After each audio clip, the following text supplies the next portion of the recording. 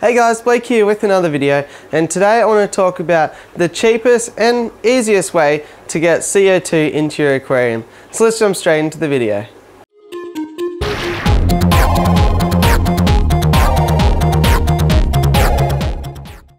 So what I'm going to talk about today is passive CO2. It's slightly different to what you might know with regular CO2 injection. So we'll talk about a little bit what the differences are and yeah, the science behind it. So the way that passive CO2 works is you'll have a vessel upside down in the aquarium and you'll fill that with CO2, and then the pressure of the water wanting to go up into that vessel will dissolve the CO2 into the water column that way. So a lot of people argue whether this is more effective or less effective.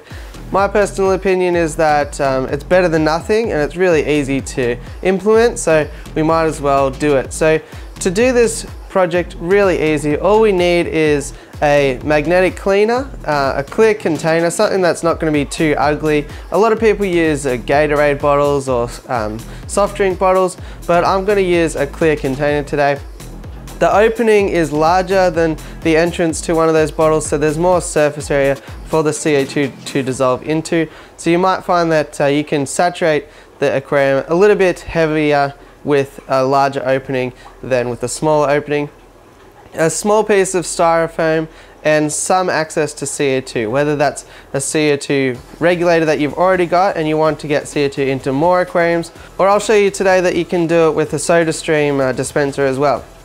It's not as cost effective, but I just wanted to, I guess, bring the easiest way. And a lot of people do have SodaStreams in their house, or CO2 fire extinguishers. There's plenty of other little options that you might already have. So you could pretty much get this set up today if you are properly equipped. So I'll go grab my SodaStream now, and we'll get some CO2 into these aquariums. Okay, so I've got my SodaStream here. It's a bit of an older type one, but I tell you what, it's pretty convenient because I'm not sure if the newer type still has this little nozzle, but it's super convenient because you can easily attach a piece of airline to that. It's going to give us really great control to fill up our passive CO2 systems. So once we have the airline on the end, it's just as simple as connecting up a CO2 diffuser, but we don't want to wait around all day for the diffuser to diffuse the CO2 into the aquarium. So I'm just going to take off the little ceramic air stone there so that it's just a small hole. Now we can attach that to the airline hose on our SodaStream, and we're pretty much ready to go from that point. So just to give you a look, we've got CO2 diffuser. I find that stainless steel works really good because it gets up and under the container. You'll see what I mean by that later. We've got our SodaStream and we've got our connection with the airline hose. So let's take it around over to the tank and let's inject some CO2. Okay, so I've got my setup here. This mag float here is holding this plastic container in place.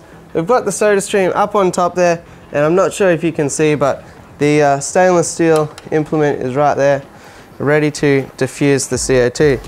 So at this point, it's just like we were going to make a SodaStream. We just press down on the SodaStream button.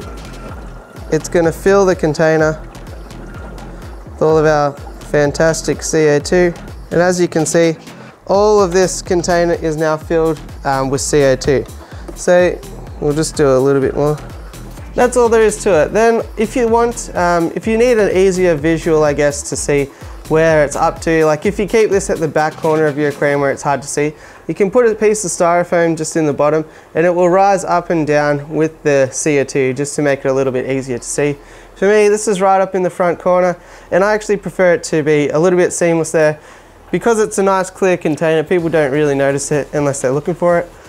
So I'm not going to bother to put that in on this project. So now that we've got CO2 passively dissolving, it's on the opposite side to the sponge filter. So there should be a pretty good amount of dissolved CO2 in the water column until the surface agitation over that corner where the sponge filter is basically evaporates the CO2 out.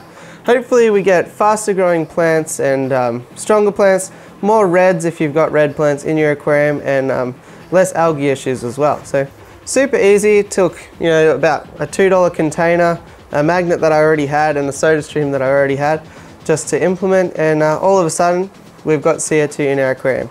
This amount here might last just over a week if you're lucky. It depends really on how much is going to be dissolved into your aquarium and used up. So in terms of pros and cons of this method against the conventional CO2 diffusion method, I think there are some pros and cons. First of all, this method here is a lot more stable, but probably won't get as much into your aquarium.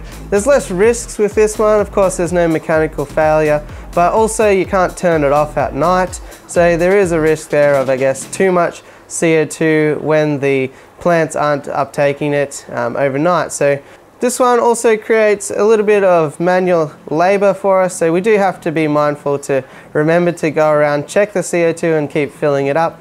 But it is far cheaper and of course better than nothing. So if the alternative is nothing or it's too difficult, certainly recommend giving this a shot. But if you want that full ADA scape that's got, you know, Dutch style with all the different colors and high difficulty plants, then I'd definitely recommend probably conventional diffusion to be your go. But in any case, if you just want to dip your toe in and test it out, I think this method could be worth a go. Hopefully you liked this video. If you did, it always helps me out to smash like, hit subscribe, and all that fun stuff.